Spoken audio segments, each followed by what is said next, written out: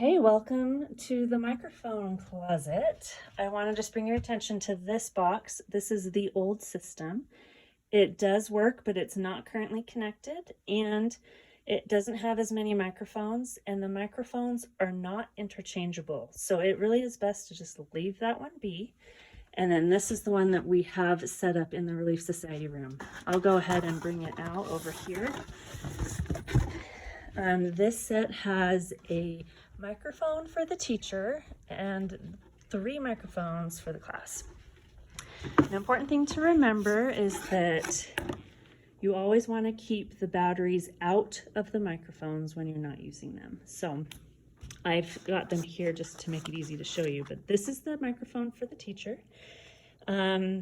It clips really easily. It's nice to remind them to maybe wear a skirt that day, just so that it's easy to clip this on. Otherwise, you can just set it on the table.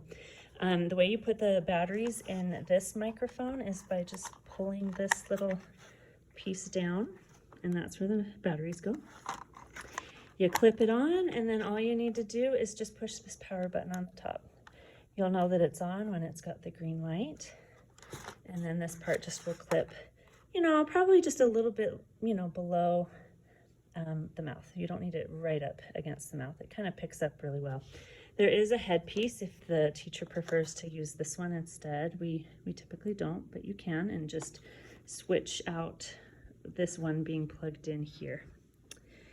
Here are the 3 microphones for the class. I have this one ready to go to show you how you unscrew it, and you put 2 batteries in here.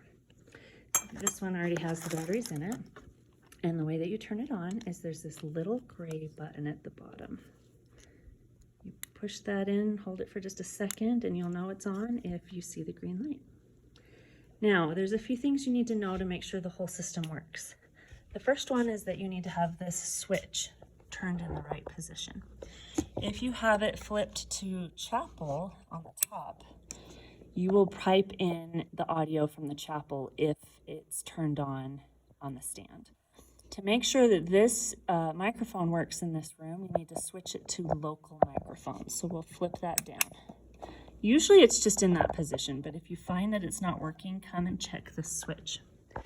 Now the cord connects somewhere in that wall, and it runs along the floor to the unit, and it plugs right up into here. This should always just be here, but if it's not working, maybe check to make sure that hasn't slid out. The other thing you want to make sure is that it has the power cord. We have come in before and it just wasn't working, and we couldn't figure out that somebody had actually removed this power cord and put it in the closet. It's best to just leave it plugged in. So that plugs in all the way down here to this little black box. So look for that if it seems to be missing and someone's put it in the closet.